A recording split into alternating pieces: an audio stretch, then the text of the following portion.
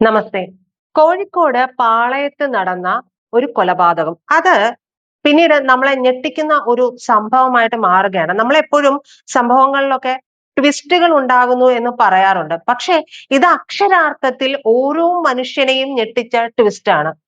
കോഴിക്കോട് പാളയത്തെ ബിജു എന്ന് പറയുന്ന യുവാവിന് ഉണ്ടായ ദാരുണമായിട്ടുള്ള മരണം.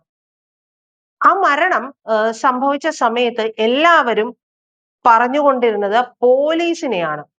കേരള പോലീസിനെയാണ് ഒരു വിഭാഗം ആളുകളെല്ലാം. നമുക്കറിയാം ഇതെല്ലാം ഇപ്പൊ വൈറൽ ആകുന്നത് സോഷ്യൽ മീഡിയ വഴിയാണ്. അപ്പൊ സോഷ്യൽ മീഡിയയിൽ ഒന്നടങ്കം പറയുന്നുണ്ട്, ഒരു വിവരം പോലീസിന് നൽകി കഴിഞ്ഞിട്ടുണ്ടെങ്കിൽ ആ വിവരം നൽകുന്നവന്റെ ജീവന് ആര് സംരക്ഷണം ഒരുക്കും എന്നുള്ള ഒരു ചോദ്യം കൂടി അവിടെ ഉണ്ടായി എന്നുള്ളതാണ്. ഈ ബിജു എന്ന് പറയുന്ന യുവാവ് ഓപ്പറേഷൻ തൂഫാന്റെ ഭാഗമായിട്ട് സ്വന്തം വീടിന് തൊട്ടടുത്തുള്ള ഒരു സ്ഥലത്ത്, ഒഴിഞ്ഞു കിടക്കുന്ന സ്ഥലത്ത് ലഹരി സംഘവും മദ്യപ സംഘവും ഒക്കെ ഉണ്ട് എന്നുള്ള വിവരം പോലീസിനോട് പറയുന്നു. ഇതിനെ തുടർന്നുണ്ടായ പ്രശ്നങ്ങളാണ്, അതിന്റെ പ്രതികാരം തീർത്തതാണ് ലഹരി സംഘം ബിജുവിനെ വകവരുത്തിയത് എന്നായിരുന്നു ആദ്യഘട്ടത്തിൽ മുഴുവനും നറേറ്റീവ് വന്നുകൊണ്ടിരുന്നത്. അതായത് കേരള പോലീസിൽ നിന്ന് ഒരു വിവരം ചോർത്തി നൽകിയിരിക്കുന്നു ലഹരി സംഘത്തിന് എന്നുള്ള ഒരു വലിയ ഗുരുതരമായുള്ള ആരോപണമാണ് വന്നത്. ഈ ആരോപണം ഉന്നയിച്ചു ബിജുവിന്റെ വീട്ടുകാരാണ്. പക്ഷേ ഇന്നിപ്പോ ഉണ്ടായിരിക്കുന്ന കാര്യം എന്ന് പറയുന്നത് വലിയ ട്വിസ്റ്റ് തന്നെയാണ്. ഈ ലഹരി സംഘമല്ല ബിജുവിന്റെ മരണത്തിന് പിന്നിൽ, മറിച്ചോ ബിജുവിന്റെ ബന്ധു കൂടിയായിട്ടുള്ള 21 വയസ്സുകാരനായിട്ടുള്ള ഒരു യുവാവാണ് എന്നുള്ളതാണ്. ഈ യുവാവിന് ബിജുവുമായിട്ട് വളരെയധികം പകയുണ്ടായിരുന്നു. ആ പക തീർത്തതാണ് ഇത്തരത്തിലുള്ള കൊലപാതകത്തിൽ കലാശിച്ചത്. ഒരാളോടുള്ള ദേഷ്യം അത് വെച്ചുകൊണ്ടിരിക്കുക, ആ വെച്ചുകൊണ്ടിരുന്ന അത് വല്ലാത്തൊരു മാനസികാവസ്ഥയിലേക്ക് മാറുമ്പോൾ അങ്ങനെയുള്ളവരാണ് പിന്നീട് സൈക്കോകളായിട്ട് മാറുന്നത്. അവർക്ക് പിന്നീട് ഈ വൈരാഗ്യം, പക തീർക്കുക. നമ്മൾ കണ്ടില്ലേ ചെന്താമര എത്രത്തോളം സൈക്കോ ആയിട്ടുള്ള ഒരു മനുഷ്യനാണെന്ന് നമ്മൾ ഓരോരുത്തരും ചിന്തിച്ചു പോയില്ലേ. ആദ്യം സജിതയെ വകവരുത്തുന്നു, പിന്നീട് ജാമ്യത്തിൽ ഇറങ്ങിയ ശേഷം അയാൾ സജിതയുടെ ഭർത്താവിനെയും അമ്മയെയും വകവരുത്തുന്നു. അതിനുശേഷം പിടിയിലായതിനു ശേഷം ഇയാൾ പറഞ്ഞ വാക്കുകളാണ് സത്യത്തിൽ അക്ഷരാർത്ഥത്തിൽ നമ്മളെ ഞെട്ടിച്ചു കളഞ്ഞത്. ഇയാളുടെ ഭാര്യ, കൂടാതെ ഇയാളുടെ മകളുടെ ഭർത്താവ്, ഭാര്യയുടെ സഹോദരൻ, പിന്നീട് ഈ പറയുന്ന സജിതയുടെ മക്കൾ, ഇവരെയൊക്കെ ലക്ഷ്യമിട്ടുകൊണ്ടാണ് ചെന്താമര ഇരുന്നിരുന്നത്. എന്നിട്ട് ചെന്താമര കോടതിയോട് പറയുകയാണ്, എന്നെ നിങ്ങൾ കൊന്നോളൂ, തൂക്കിക്കൊന്നോളൂ, ഇല്ലെങ്കിൽ ഞാൻ ഗാന്ധിജി ഒന്നുമല്ല എന്ന് പറയുന്ന തരത്തിലുള്ള സൈക്കോകളെ കൊണ്ട് സത്യത്തിൽ നമ്മുടെ നാട് നിറഞ്ഞോ എന്ന് സംശയം തോന്നുന്ന ഒരു സാഹചര്യമാണ്. ഇനി ബിജുവിന്റെ കാര്യത്തിലേക്ക് വരുമ്പോൾ ഇത് വലിയൊരു ട്വിസ്റ്റ് ആണ് എന്ന് പറഞ്ഞില്ലേ. സത്യത്തിൽ നിങ്ങളൊന്ന് ആലോചിച്ചു നോക്കൂ. കേരള പോലീസിനെ ഒരു ദിവസമെങ്കിൽ ഒരു ദിവസം, 2 ദിവസമെങ്കിൽ 2 ദിവസം മുഴുവനും നമ്മൾ സംശയത്തിലാണ് നോക്കിക്കണ്ടിരുന്നത്. പല ആരോപണങ്ങളും ഒക്കെ ഉണ്ട്. പോലീസിൽ നിന്നുള്ള വിവരം പലർക്കും ചോർത്തി കൊടുക്കുന്നു എന്നൊക്കെയുള്ള ആരോപണങ്ങളും കാര്യങ്ങളും ഒക്കെ വന്നിട്ടുണ്ട്. പക്ഷേ ഓപ്പറേഷൻ തൂഫാൻ വളരെ കാര്യക്ഷമമായിട്ട് നടത്തിക്കൊണ്ടിരിക്കുന്ന ഒരു സന്ദർഭമാണ്. ഈ സന്ദർഭത്തിലാണ് ബിജു തന്റെ വീടിന്റെ സമീപമുള്ള ഒഴിഞ്ഞ പറമ്പിലെ ഈ ഒരു വിവരം അവർക്ക് നൽകുന്നത്. ആ പറമ്പിന് സമീപത്തു കൂടി പോകുന്നവർ ഒരു പക്ഷേ സമാധാനത്തോടു കൂടി പോയിക്കോട്ടെ, സമീപവാസികളെല്ലാം സമാധാനത്തോടു കൂടി കഴിഞ്ഞോട്ടെ എന്നുള്ളതായിരുന്നു ബിജു ലക്ഷ്യം വെച്ചിട്ടുണ്ടാവുക. പക്ഷേ വളരെ കൃത്യമായി ആസൂത്രണം ചെയ്തതുപോലെ ഈ 21 വയസ്സുകാരൻ ബിജുവിന്റെ വീട്ടിലേക്ക് എത്തുകയാണ്. എന്നിട്ട് ബിജുവിനെ നിസ്സാരമായിട്ടല്ല വകവരുത്തിയത്. ഒന്ന് ഓർത്തു നോക്കണം, 45ഓളം കുത്തുകളാണ്. ഈ 45 കുത്തുകളിൽ 18 കുത്തും ബിജുവിന്റെ കഴുത്തിനാണ് ഉണ്ടായിട്ടുള്ളത്. നമുക്കറിയാമല്ലോ, ഒരു കുത്തുകൊണ്ടാൽ പോലും മനുഷ്യജീവൻ ഇല്ലാതെയാകുമ്പോൾ എന്തിനാണ് മരണം ഉറപ്പായ ശേഷവും ഇയാൾ വീണ്ടും വീണ്ടും കുത്തിയത് എന്നുള്ള സംശയം അവിടെ മുഴച്ചു നിൽക്കുന്നുണ്ട്. ഈ പറയുന്ന യുവാവുമായിട്ടുള്ള പ്രശ്നം എന്ന് പറയുന്നത്, ഇയാള് ലഹരിക്ക് അടിമയായിരുന്നു എന്നുള്ള വിവരങ്ങളും ഇപ്പൊ പുറത്തു വരുന്നുണ്ട്. അതല്ല, മാനസിക വിഭ്രാന്തി ഉണ്ടായിരുന്ന യുവാവായിരുന്നു എന്നുള്ളത് വരുന്നുണ്ട്. എന്ത് തന്നെയായാലും ഇയാളെ ആശുപത്രിയിലേക്ക് എത്തിക്കാനായിട്ട് ബിജുവും കുറച്ചു പേരും ചേർന്ന് ശ്രമിച്ചിരുന്നു. അതിന് കുറച്ച് വർഷങ്ങൾക്ക് മുമ്പ് ബിജുവും ഈ പറയുന്ന യുവാവുമായിട്ട് ഇന്നത്തെ 21 വയസ്സുകാരനുമായിട്ട് അന്ന് 2-3 വർഷം മുമ്പ് വലിയ പ്രശ്നമുണ്ടായിരുന്നു. അത് കയ്യേറ്റത്തിലേക്കൊക്കെ പോയി എന്നുള്ളതാണ് ഇപ്പൊ നമുക്ക് ലഭിക്കുന്ന റിപ്പോർട്ടുകൾ. അങ്ങനെ ഉണ്ടായ വൈരാഗ്യം കാത്തു വെച്ചു. ബിജു ഒരുപക്ഷെ അത് മറന്നത് കൊണ്ടാവാം ഈ പയ്യൻ ഒരു നല്ല രീതിയിൽ വരട്ടെ എന്നൊക്കെ കരുതിയിട്ടാവും ലഹരി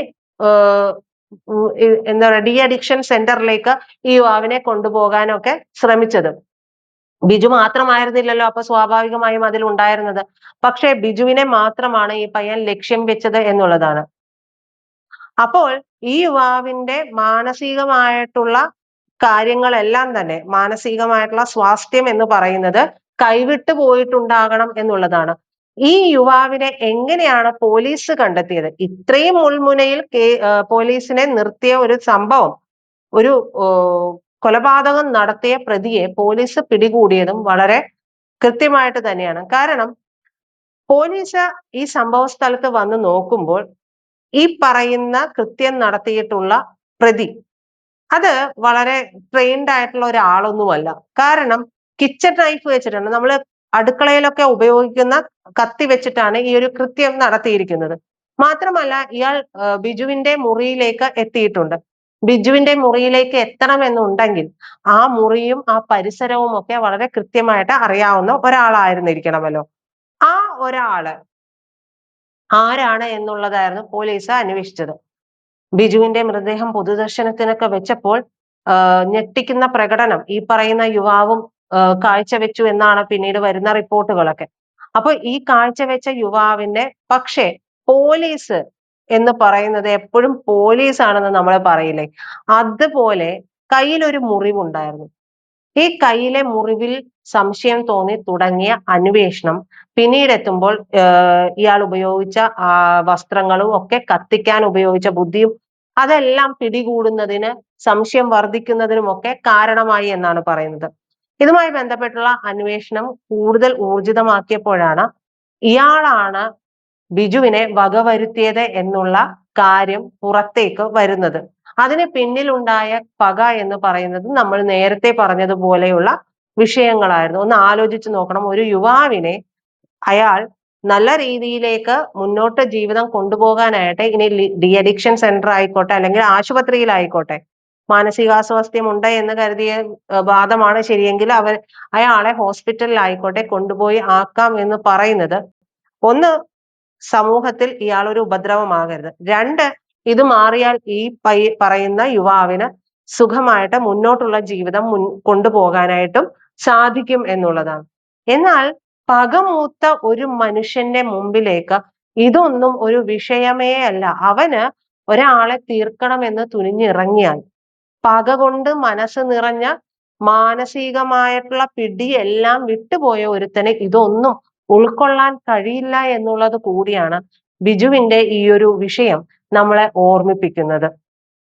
ചില കാര്യങ്ങൾ, ചില വ്യക്തികൾ, ഈ ചെന്താമരയൊക്കെ അത്രത്തിൽ വളരെ സൈക്കോകളായിട്ടുള്ള ആളുകളാണ് എന്ന് നമുക്ക് തോന്നിപ്പോകുന്നത് ഇത്തരം കാര്യങ്ങൾ അവരുടെ ഭാഗത്ത് നിന്ന് ഉണ്ടാകുമ്പോഴാണ്.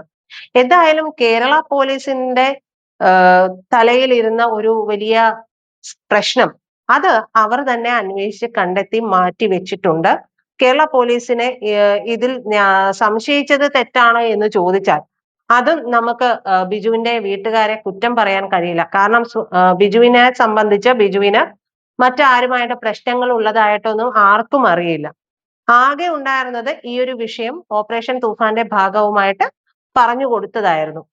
ആ പറഞ്ഞു കൊടുത്തത് കൊണ്ടാണ് പിന്നീട് ഇത് വിവരം ചോർന്നു കിട്ടിയത് കൊണ്ടാണോ ലഹരി സംഘം ഇയാളെ പക തീർക്കാനായിട്ട് വകവരുത്തിയതാണോ എന്നുള്ള സംശയം ആ വീട്ടുകാർക്കും തോന്നിയത്.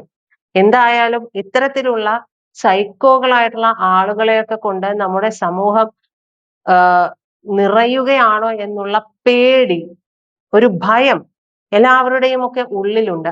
ആർക്ക് എന്ത് സ്വഭാവമാണ്, നമ്മുടെ കൂടെ ഇരിക്കുന്നവർക്കൊക്കെ എന്ത് സ്വഭാവമാണ്, എപ്പോഴാണ് ഇവരുടെയൊക്കെ നിറം മാറുക എന്നുള്ള ഭയം ഓരോരുത്തർക്കും പരസ്പരം ഉണ്ടാകുന്നുണ്ട്.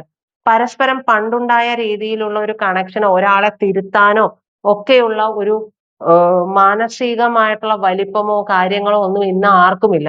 ഒരാൾ ചെയ്യുന്നത് ശരിയല്ല എന്ന് പറഞ്ഞു കഴിഞ്ഞിട്ടുണ്ടെങ്കിൽ പോലും അവിടെ പിന്നെ ഇത് പറഞ്ഞ ആളെ മാറ്റി നിർത്തുകയും അയാളെ പകയോടെ കാണുകയും ചെയ്യുന്ന രീതിയിലേക്കാണ് ലോകം ഇന്ന് മാറിയിരിക്കുന്നത്.